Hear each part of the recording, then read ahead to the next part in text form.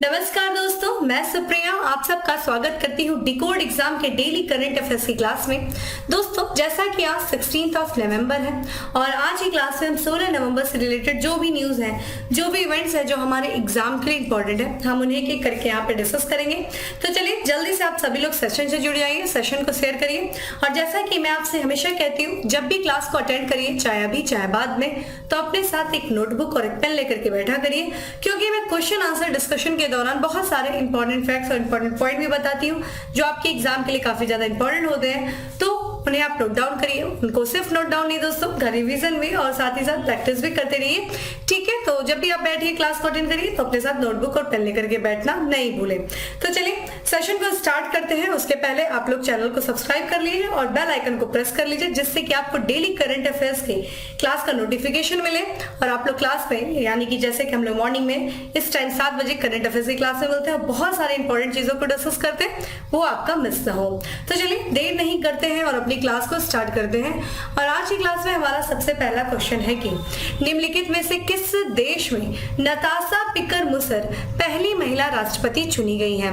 Options आपके सामने है, वीडियो को पॉज करिए और ऑप्शन देखिए और बताइए करेक्ट आंसर क्या है। किस देश की पहली महिला ये राष्ट्रपति चुनी गई है? नताशा पिरक। और ये देखिए दोस्तों, correct answer is a, Slovenia की जो नई पहली महिला राष्ट्रपति चुनी गई है नताशा पिरक।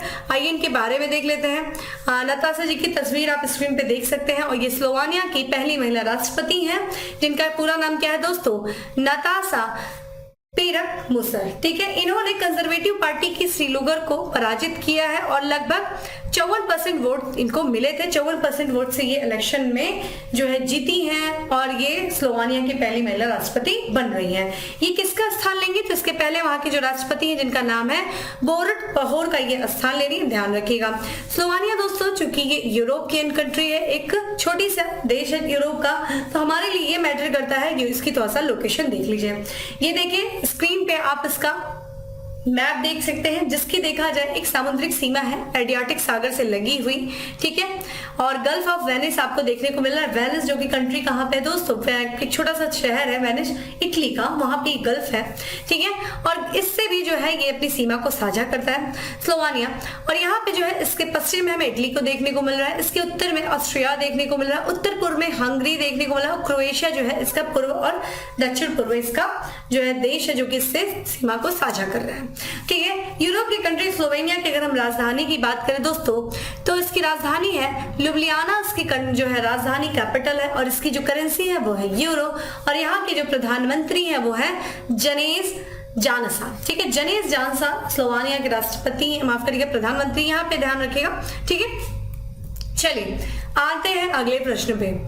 अगला प्रश्न काफी इंटरेस्टिंग रहा है। ठीक है, और आप लोग सभी लोग बहुत जश्न भी मना रहे थे। भारत बहुत ज्यादा जीत की खुशी में नहीं, लेकिन किसी के हारने की खुशी में बहुत ज्यादा जश्न मनाया जा रहा था। क्वेश्चन ये है कि निम्नलिखित में से किस देश को हराकर इंग्लैंड ने दूसरा T20 विश्व कप जीता है? ये इंग्लैंड का दूसरा T20 विश्व कप था, जो कप था, किसको हराया है? आंसर आपके कमेंट बॉक्स में दिया हुआ है और मुझे पता है सबके सब अच्छा करेक्ट आंसर देंगे। इसका तो काफी जश्न मनाया जा रहा था। भारत नहीं जीता, उसकी बाद में ठीक है दुख है, लेकिन पाकिस्तान हारा, इसकी खुशी बहुत मनाई जा रही थी। ठीक है, तो इंग्लैंड ने पाकिस्तान को हराया और T20 वर्ल्ड कप जीता है। और ये जो T20 का वर्ल्ड कप दोस्तों हो रहा था ऑस्ट्रेलिया के मेलबर्न में, इसका फाइनल हुआ है T20 का। और जो मेलबर्न क्रिकेट स्टेडियम है वहां पे 13 नवंबर को T20 फाइनल हुआ है, जिसमें इंग्लैंड ने पाकिस्तान को 5 विकेट से हरा दिया है और अपना दूसरा T20 क्रिकेट वर्ल्ड कप का खिताब जीता है। ठीक है, यहाँ पे देखा जाए इंग्लैंड जो है इसके पहले 2010 में अपना T20 का पहला वर्ल्ड कप जीता था, और ये जो अभी 2022 में जीता है पाकिस्तान को हरा करके, ये इसका दूसरा कप था। ठीक है, इसलिए चूंकि जब से देखा जाए T20 वर्ल्ड कप की शुरुआत दोस्तों 2007 से हुई है, इसके पहले अभी तक ऐसे 2 ही कंट्री हैं जो 2 बार T20 वर्ल्ड कप जीते हैं। पहला देखा जाए तो ये वेस्ट इंडीज है, एकमात्र ऐसा अन्य देश था जिससे 2 बार T20 वर्ल्ड कप जीता और अब इंग्लैंड हो गया। ठीक है, तो इंग्लैंड और वेस्ट इंडीज 2 बार T20 विश्व कप का खिताब जीते हैं। अगर इस मैच में देखा जाए कि प्लेयर ऑफ द मैच कौन था दोस्तों, तो सैम करन जो है वो प्लेयर ऑफ द मैच थे और प्लेयर ऑफ द सीरीज दोनों ही रहे हैं। ध्यान रखिएगा, प्लेयर ऑफ द मैच और प्लेयर ऑफ द सीरीज किसे चुना गया है? सैम करन को चुना गया है। ठीक है, तो T20 विजेता कौन रहा है दोस्तों? इंग्लैंड रहा है। किसको हराया है? पाकिस्तान को। फाइनल मैच कहां हुआ था? इंग्लैंड, माफ करिएगा, ऑस्ट्रेलिया के मेलबर्न क्रिकेट स्टेडियम में हुआ था। ये इंपॉर्टेंट है आपका। ठीक है, और ऐसी मात्र 2 ही कंट्री हैं जो T20 वर्ल्ड कप का खिताब 2 बार जीती हैं, वेस्ट इंडीज और अब इंग्लैंड भी हो गया। ठीक है, चलिए अगले प्रश्न पे चलते हैं। नेक्स्ट क्वेश्चन है हमारा कि हाल ही में किस देश ने साहिल में ऑपरेशन बरखाने समाप्त किया है? देखिए, अफ्रीका का ये क्षेत्र है साहिल रीजन, वहां पे इस कंट्री के द्वारा ऑपरेशन बरखाने चलाया जा रहा था, उसको अब इस कंट्री ने ऑपरेशन बरखाने को समाप्त कर दिया। विकल्प देखिए क्या है? अमेरिका, जापान, यूनाइटेड किंगडम या फिर France. Correct answer is D. ठीक है, फ्रांस ने जो है ऑपरेशन बारखाने को समाप्त कर दिया है जो कि साहिल रीजन में चलाया जा रहा था। अभी देखते हैं क्या है साहिल रीजन। वर्तमान में जो आपके फ्रांस के राष्ट्रपति हैं वो हैं इमैनुअल मैक्रो, जो वहां के राष्ट्रपति। उन्होंने ये निर्णय लिया कि जो इस्लाम के जो विद्रोही हैं, ठीक है, साहिल रीजन में, इन विद्रोहियों से लड़ने के लिए, इन विद्रोहियों का काउंटर करने के लिए, ठीक है, इस्लामी विद्रोहियों का जो काउंटर करने के लिए फ्रांस की तरफ से जो एक लंबे दशक से, 1 दशक लंबे समय से देखा जाए, लगभग 10 सालों से ऊपर हो गया इस ऑपरेशन को चलाते हुए, ऑपरेशन बरखाने को चलाते हुए, उस ऑपरेशन बरखाने को समाप्त करने का निर्णय ले लिया गया। ठीक है, इसे औपचारिक रूप से समाप्त कर दिया जाएगा। इस ऑपरेशन की बात किया जाए जो कि वर्ष 2013 में जिससे ऑपरेशन बरखाने को चलाया गया था, ठीक है, साहिल रीजन में इस्लामी विद्रोहियों से लड़ने के लिए, ये लगभग 2013 में चलाया गया था। और इस ऑपरेशन के तहत वहां पे फ्रांसीसी सैनिक तैनात किए गए थे जो कि जिहादी विद्रोहियों के लिए, जिहादी विद्रोहियों से वो क्या करते थे? सामना करते थे।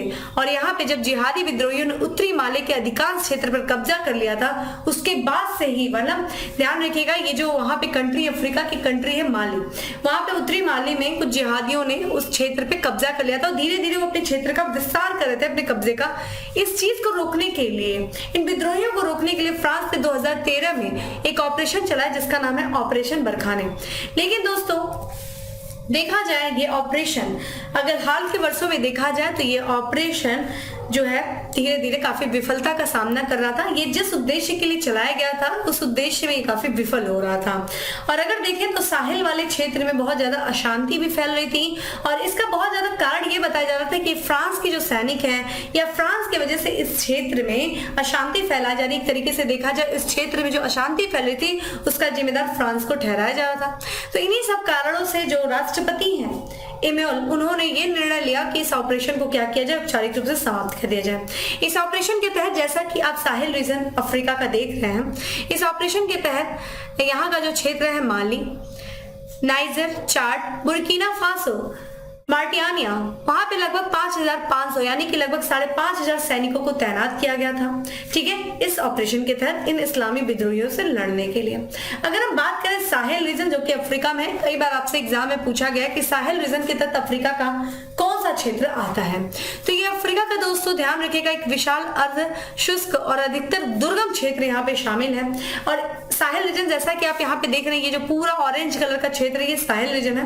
और इसके उत्तर में आपको दोस्तों दिखेगा सहारा डेजर्ट, ठीक है, और दक्षिण वाला क्षेत्र देखिए उष्णकटिबंधीय सवाना, ठीक है, सवाना के आपको घास के मैदान पता है ना, पूछा जाता है एग्जाम में, तो ये इसके दक्षिण के क्षेत्र में यानी कि सवाना है और उत्तर में देखा जाए तो सहारा रेगिस्तान है।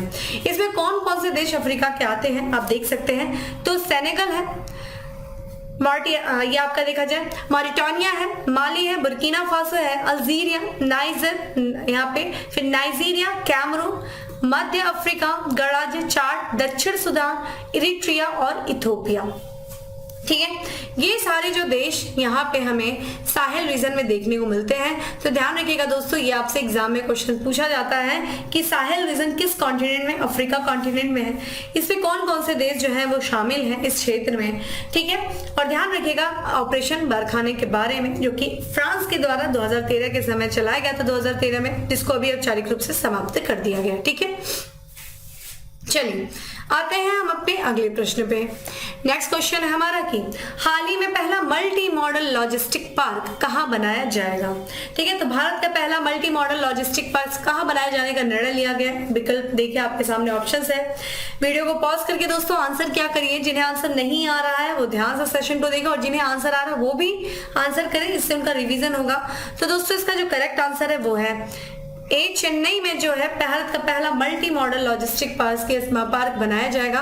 ठीक है, तो देख सकते हैं आप इसकी स्क्रीन पे ये इस तरीके का कुछ मॉडल होगा इस मल्टी मॉडल लॉजिस्टिक पार्क का, जो कि तमिलनाडु के चेन्नई में बनाया जाएगा। ठीक है, तमिलनाडु की राजधानी है चेन्नई।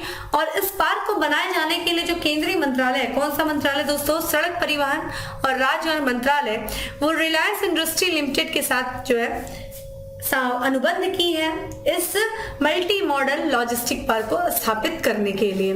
ठीक है, इस पूरे परियोजना में देखा जाए तो ठीक है, देखिए यहाँ पे अमाउंट थोड़ा सही नहीं है। ठीक है, इसको करेक्ट कर दीजिए। तो एक तरीके से जो परियोजना जो स्थापित की जा रही है वो प्रधानमंत्री गति शक्ति राष्ट्रीय मास्टर प्लान के तहत इसे इस पूरी परियोजना को लागू किया जाएगा। और ध्यान रखिएगा, अगर आप बात करें प्रधानमंत्री गति शक्ति जो योजना शुरू की गई थी वो अक्टूबर 2021 में लॉन्च किया गया था। इसी के तहत अगर डेट भी पूछे तो 13 अक्टूबर 2021 को प्रधानमंत्री गति शक्ति योजना की शुरुआत की गई थी। और इसी योजना के तहत भारत का पहला मल्टी मॉडल लॉजिस्टिक पार्क स्थापित किया जाएगा। कहाँ पे दोस्तों, चेन्नई में किया जाएगा। ठीक है, और इस परियोजना का जो पहला चरण है वो ये माना जा रहा है, अनुमान लगाया जा रहा है कि वर्ष 2025 तक वो पूरा हो जाएगा। ठीक है, तो रिलायंस इंडस्ट्री लिमिटेड के साथ अनुबंध किया है सड़क परिवहन राजमार्ग मंत्रालय ने इस परियोजना को पूरा करने के लिए। चलिए नेक्स्ट क्वेश्चन पे बढ़ते हैं। हमारा नेक्स्ट क्वेश्चन है दोस्तों कि निम्नलिखित में से कहाँ 55वें राष्ट्रीय पुस्तकालय सप्ताह का उद्घाटन किया गया। ऑप्शंस आपके सामने हैं दोस्तों और इसका करेक्ट आंसर है वो है बी है, आंध्र प्रदेश में 55वें राष्ट्रीय पुस्तकालय सप्ताह का उद्घाटन किया गया। आइए इसके बारे में देख लेते हैं। तो जो आंध्र प्रदेश के विजयवाड़ा है, विजयवाड़ा में 55वें राष्ट्रीय पुस्तकालय सप्ताह का उद्घाटन किया गया। और यहाँ पे जो ये उद्घाटन समारोह था जो कि एक हफ्ते तक चलने वाला, उसमें देखा जाए राज्य के मंत्री तैनती वनीता बोच्चा सत्यनारायण और जोगी रमेश ने ठुम्मनपल्ली कला क्षेत्र में एक सप्ताह तक चलने वाले पूरे समारोह का उद्घाटन किया है। ठीक है, इस समारोह की बात किया जाए तो यह समारोह स्कूली शिक्षा विभाग की लीलव रीडिंग पहल को क्या कर रही है, प्रगति दे रही है। ठीक है, ध्यान रखिएगा। वैसे हमारे लिए इंपॉर्टेंट ज्यादा विशेष यही है कि जो 55वें राष्ट्रीय पुस्तकालय सप्ताह का उद्घाटन जो है आंध्र प्रदेश के विजयवाड़ा में किया गया, कि इससे ज्यादा आपसे नहीं पूछा जाएगा। ठीक है, थोड़ा सा इन्फॉर्मेशन एक्स्ट्रा जो कि इतने रिलेवेंट नहीं, लेकिन ये चीज रिलेवेंट है आपके लिए, इस पे थोड़ा ध्यान दीजिएगा आप। ठीक है, नेक्स्ट क्वेश्चन है हमारा कि हाल ही में किसे ऑर्डर ऑफ मेरिट अवार्ड प्रदान किया गया। ऑप्शन देख लीजिए आप, महल घोष, राकेश कुमार, वेंकी रामकृष्ण या फिर आर.के. सिंह। दोस्तों करेक्ट आंसर सी है, वेंकी रामकृष्ण को ऑर्डर ऑफ मेरिट अवार्ड प्रदान किया है। आप स्क्रीन पे इनकी तस्वीर को देख सकते हैं और इनको नोबेल पुरस्कार भी मिल चुका है। और ये जो ऑर्डर ऑफ मेरिट दोस्तों ध्यान रखिएगा, ये ब्रिटेन का बहुत ही प्रतिष्ठित सम्मान है जो कि प्रोफेसर वेंकी रामकृष्णन को प्रदान किया गया है। यह सम्मान देखा जाए जो वहां के किंग है प्रेजेंट में चार्ल्स तृतीय, उनके द्वारा जो है दिया गया है। और चूंकि वेंकी रामकृष्णन साइंस यानी कि विज्ञान से जुड़े हैं, तो विज्ञान में इनके द्वारा किए गए जो कार्य है, ठीक है, उत्कृष्ट कार्य जो क्षेत्र में इन्होंने जो योगदान दिया विज्ञान के क्षेत्र में, उसके लिए जो है यहाँ पे किंग चार्ल्स तृतीय ने इस सम्मान से इनको सम्मानित किया है। अगर हम बात करें वेंकी रामकृष्णन की, तो इनका जो जन्म हुआ था वो दक्षिण भारत राज्य में तमिलनाडु में चिदम्बरम में इनका जन्म हुआ था। और जो ये चूंकि साइंस के क्षेत्र थे, इनको जो है रसायन के क्षेत्र में इनको नोबेल पुरस्कार से भी सम्मानित किया गया था वर्ष 2009 में। ठीक है, यहाँ पे हम बात करें ऑर्डर ऑफ मेरिट पुरस्कार की। देखिए इसकी जो शुरुआत की गई थी दोस्तों वर्ष 1902 में किया गया था। कौन से उस समय किंग थे ब्रिटेन के, तो किंग एडवर्ड सप्तम के द्वारा जो इस अवार्ड की शुरुआत की गई थी, ऑर्डर ऑफ मेरिट अवार्ड। और ये अवार्ड वहां के जो महाराजा और महारानी उनके द्वारा दिया जाता है किस क्षेत्र में योगदान करने के लिए, जो जिनके द्वारा सशस्त्र बल के क्षेत्र में, विज्ञान, कला, साहित्य, संस्कृति, इन सारे क्षेत्र में जिन्होंने योगदान दिया है, इस क्षेत्र को बढ़ावा देने में जिन्होंने कार्य किया है, इसलिए उनको जो है सम्मानित किया जाता है order of the merit award, जो कि ब्रिटेन का बहुत ही प्रतिष्ठित सम्मान है।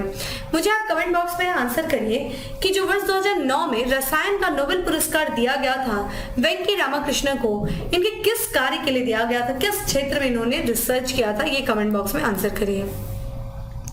नेक्स्ट क्वेश्चन है हमारा कि वर्ष 2023 में कहां से दुनिया का सबसे लंबा रिवर क्रूज का सफर शुरू होगा। देखिए, दुनिया का सबसे लंबा रिवर क्रूज का सफर शुरू होने वाला है। उम्मीद करिए कई लोग इसमें से क्रूज का सफर भी किए होंगे, ठीक है। तो कहाँ पे जो है सबसे लंबा सफर शुरू होने वाला है, और देखिए कमेंट बॉक्स में आंसर करिए दोस्तों। इसका करेक्ट आंसर है, देखिए भाई, वाराणसी, ठीक है। काशी से दुनिया का सबसे लंबा रिवर क्रूज का सफर शुरू होने वाला। देखिए स्क्रीन पे आप क्रूज देख सकते हैं, ये क्रूज शिप है और रिवर के माध्यम से यानी कि नदी के माध्यम से इस क्रूज को चलाया जाएगा। नदी में क्रूज तो वैसे भी नदियों में, समुद्रों में ही चलती है। आप भी कह रहे हो मैम क्या बोल रही हैं लेकिन ऐसे देखा जाए क्रूज है और यहाँ से इस क्रूज से दुनिया का सबसे लंबा सफर तय किया जाएगा। और ये देखिए आप मैप यहाँ पे देख सकते हैं, वाराणसी से 10 जनवरी 2023 को ये शुरू होगा, माफ करिएगा प्रयागराज से, ठीक है। और ये जो है काशी से दुनिया की सबसे लंबी रिवर क्रूज यात्रा जो है 10 जनवरी 2023 से शुरू किया जाएगा। कहां से दोस्तों? काशी से शुरू किया जाएगा, जैसा कि आप देख रहे हैं, ठीक है। माफ करें, मैंने प्रयागराज बोल दिया था गलती से। तो यहाँ पे जो है वाराणसी से इसकी शुरुआत की जाएगी, ठीक है, काशी से। यहाँ पे देखा जाए ये वाराणसी से कहा जाएगा असम के डिब्रूगढ़ तक जाएगी। पूरी लोकेशन आप देखिए कैसे कैसे ये यात्रा कर रही है, और यहाँ से होते हुए बांग्लादेश, ये सारी चीजें होते हुए ये 1 मार्च को जो है डिब्रूगढ़ पहुंच जाएगी। और करीब कितने दिन इसको लगेगा समय? 50 दिनों तक जो है समय लगेगा इस पूरी यात्रा को तय करने में। कितने लंबे सफर को? 3200 यानी कि 3200 किलोमीटर के सफर को ये लगभग 50 दिनों में। कहीं दोस्तों यहाँ पे आप स्क्रीन पे सोच रहे होंगे कि यहाँ पे 52 दिन दिया है, कहीं 50 कहीं 52 है, लेकिन बेसिकली देखा जाए तो 50 दिनों में ही ये 3200 यानी कि 3200 किलोमीटर का पूरा ये सफर करेगी। उत्तर प्रदेश के वाराणसी से ये अपना सफर शुरू करेगी और ये असम के डिब्रूगढ़ तक जाएगी, ठीक है। यहाँ पे देखा जाए 50 दिनों में जो 50 दिनों के लिए यात्रा भारत और बांग्लादेश के 27 रिवर सिस्टम से होकर ये गुजरेगी और 50 से अधिक असम स्थानों पे ये रुकेगी। इसका उद्घाटन किया गया दोस्तों। इस पूरे टाइम टेबल का जो आप टाइम टेबल देख रहे हैं कि किस डेट को कहाँ पहुंचेगी, 17 जनवरी को ये पटना पहुंचेगी, 29 जनवरी को ये कोलकाता पहुंचेगी, 9 फरवरी को ये ढाका पहुंचेगी, फिर 20 फरवरी को ये गुवाहाटी। जो पूरा टाइम टेबल का विमोचन किया गया है उत्तर प्रदेश के प्रधानमंत्री योगी आदित्यनाथ जी के द्वारा किया गया था। वाराणसी के रविदास घाट से जो है इसका विमोचन किया गया और इसका नाम देखिए क्या है, गंगा विलास क्रूज के टाइम टेबल। ध्यान रखिएगा, गंगा विलास क्रूज इसका नाम है इस क्रूज का। और इसके पूरे टाइम टेबल का विमोचन किया गया है प्रधानमंत्री, माफ करिएगा, मुख्यमंत्री योगी आदित्यनाथ जी के द्वारा, ठीक है। कहां से किया गया? वाराणसी के रविदास घाट से किया गया। इंपॉर्टेंट ये क्वेश्चन है, ध्यान रखिएगा। आते हैं अगले प्रश्न पे। नेक्स्ट क्वेश्चन है हमारा कि निम्नलिखित में से किसने गूगल फॉर डूडल प्रतियोगिता 2022 जीती है? और दोस्तों इसका जो करेक्ट आंसर है वो है श्लोक मुखर्जी। देखिए मैं ऑप्शंस में डायरेक्ट आ जाती हूँ क्योंकि बहुत से बच्चों को समस्या आती है विकल्प खोजने में, उससे टाइम टेकन भी होता है बहुत, लेकिन आप लोग वीडियो को पॉज करके पहले आंसर दे लिया करिए, ठीक है। तो श्लोक बनर्जी को गूगल फॉर डूडल प्रतियोगिता 2022 का इन्होंने खिताब जीता है, ठीक है। ये कोलकाता के हैं श्लोक बनर्जी और इन्होंने गूगल फॉर डूडल प्रतियोगिता जीती है। और उन्होंने अपने प्रेरक डूडल जिसका नाम देखिए क्या है, डूडल शीर्षक जिसका नाम है India on the centre stage के लिए इन्होंने पुरस्कार जीता है, ठीक है। देखिए जो प्रतियोगिता हुई थी उस पूरे प्रतियोगिता का विषय क्या था कि अगले 25 वर्षों में मेरा भारत होगा, तो मेरा भारत कैसा होगा, इस प्रतियोगिता इन्होंने उसमें पार्टिसिपेट किया। और इस प्रतियोगिता के तहत जो इन्होंने शीर्षक था India on the centre stage में था, इसके तहत इन्होंने ये प्रतियोगिता जीती है। गूगल डूडल फॉर गूगल प्रतियोगिता की बात किया जाए तो इसका उद्देश्य देखिए क्या है, ये युवाओं में रचनात्मकता और कल्पनाशीलता को प्रोत्साहित करता है। ये कल्पना ही तो है कि 25 वर्षों बाद हमारा भारत कैसा होगा, ये आपकी रचना ही तो है कि किस तरीके से उसको रच के लोगों के सामने लेकर के आएंगे। तो एक तरीके से आपकी रचनात्मक और आपकी कला जो कल्पनाशीलता है उसको प्रोत्साहित करने के लिए गूगल के द्वारा इस प्रतियोगिता का आयोजन किया जाता है, जिसको वर्ष 2022 में कोलकाता के श्लोक मुखर्जी ने इस प्रतियोगिता को जीता है, ठीक है। प्रतियोगिता का शीर्षक याद रखिएगा, अगले 25 वर्षों में मेरा भारत होगा। क्या होगा आप भी बताएं, ठीक है। आप क्या कल्पना करते हैं, आप किस तरीके का भारत देख रहे हैं, आप भी कमेंट बॉक्स में बताइएगा कि क्या है आपकी कल्पना, क्या है वो रचना जो लगता है कि हाँ अगले 25 वर्षों के बाद हमारा भारत कैसा होगा, ठीक है। आते हैं नेक्स्ट क्वेश्चन की तरफ और नेक्स्ट क्वेश्चन है हमारा कि भारतीय नौसेना ने किस शहर के पास प्रस्थान अभ्यास किया? ठीक है, भुवनेश्वर, पणजी, मुंबई या फिर चेन्नई। दोस्तों करेक्ट आंसर सी है। ठीक है, महाराष्ट्र के मुंबई में प्रस्थान अभ्यास किया गया भारतीय नौसेना के द्वारा और इस प्रस्थान अभ्यास को भारतीय नौसेना ने 12 नवंबर को किया है, मुंबई के पास प्रस्थान अभ्यास किया है। ठीक है, ये प्रस्थान अभ्यास जो कि भारतीय नौसेना के द्वारा किया गया, ये मुंबई से दूर एक अपतटीय सुरक्षा अभ्यास है, ध्यान रखिएगा। इसका उद्देश्य क्या है? जो भारत के जो तेल और प्राकृतिक गैस निगम के जो प्लेटफॉर्म है उनकी सुरक्षा करने के लिए इस अभ्यास का आयोजन किया जाता है। तो उस प्लेटफॉर्म पर मुंबई से दूर अपतटीय संपत्ति की सुरक्षा के प्रभावशीलता का मूल्यांकन करने के लिए भारतीय नौसेना के द्वारा इस अभ्यास का आयोजन किया जाता है। ठीक है, पश्चिमी नौसेना कमान के द्वारा देखा जाए प्रस्थान अभ्यास वर्ष में 2 बार आयोजित किया जाता है, पश्चिमी नौसेना के द्वारा किया जाता है, ये चीज ध्यान रखिएगा। और इस अभ्यास में देखा जाए किसने किसने भाग लिया, तो भारतीय वायुसेना ने भाग लिया, भारतीय तटरक्षक बल ने, ओएनजीसी ने, मुंबई पोर्ट अथॉरिटी, इन सब ने जो है इस अभ्यास में भाग लिया। तो प्रस्थान अभ्यास भारतीय नौसेना के पश्चिमी कमान के द्वारा किया जाता है। ठीक है, अभी क्या गया, मुंबई से दूर एक अपतटीय क्षेत्र पे किया गया। ठीक है, आते हैं हम अपने लास्ट एमसीक्यू पे। निम्नलिखित में से किस खिलाड़ी का नाम खेल रत्न पुरस्कार के लिए चुना गया है? श्री धर्मवीर सिंह, सीमा पुनिया, शरद कमल अंशता या फिर लक्ष्मण सिंह। दोस्तों इसका जो करेक्ट आंसर है वो है सी है, शरद कमल अंशता को देखा जाए खेल रत्न पुरस्कार के लिए चुना गया है। और अभी हाल ही में देखा जाए जो राष्ट्रीय खेल रत्न पुरस्कार की घोषणा कर दी गई है। इसमें जो टेबल टेनिस खिलाड़ी, ध्यान रखिएगा, टेबल टेनिस खिलाड़ी, स्क्रीन पे इनकी तस्वीर भी आप देख रहे हैं, शरद कमल अंशता, इनके नाम की जो है घोषणा की गई है, इनके नाम को चुना गया है खेल रत्न पुरस्कार के लिए। ठीक है, और ये जो है इस नामों की जो घोषणा की गई है वो युवा मामले और खेल मंत्रालय के द्वारा किया गया है। इस वर्ष जो है 25 खिलाड़ियों को चुना गया है अर्जुन पुरस्कार के लिए। ठीक है, वहीं देखा जाए तो द्रोणाचार्य पुरस्कार के लिए भी 5 कोच को सम्मानित किया जाएगा और साथ ही साथ 3 कोच को लाइफ टाइम स्टडी के लिए पुरस्कृत किया जाएगा।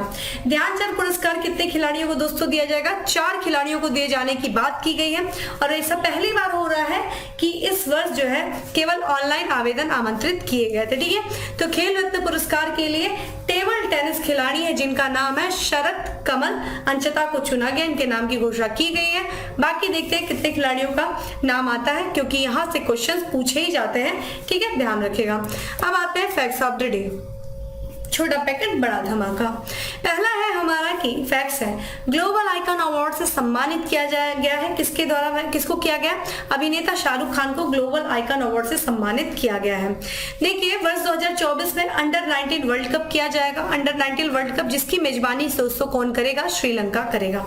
इंटरनेशनल ब्लाइंड स्पोर्ट एसोसिएशन नेत्रहीन फुटबॉल महिला एशियाई चैंपियनशिप 2022 की मेजबानी कौन सा देश कर रहा है? दोस्तों भारत करेगा। मोस्ट इंपॉर्टेंट, जिस भी ऐसे स्पोर्ट्स गेम की मेजबानी अगर भारत करता है तो क्वेश्चन पूछे जाने की संभावना हो जाती है। 2025 कबड्डी विश्व कप का आयोजित किया जाएगा, किसके द्वारा?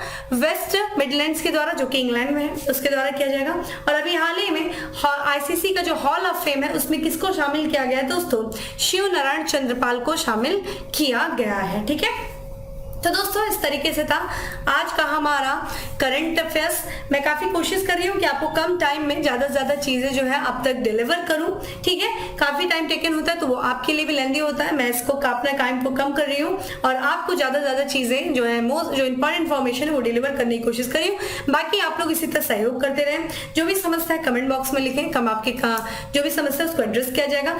बाकी सेशन को लाइक करना नहीं भूलें, ज्यादा से ज्यादा लोग को शेयर करें। फिर मिलते हैं अपने नेक्स्ट सेक्शन में, तब तक के लिए bye, have a good day, stay safe and stay happy.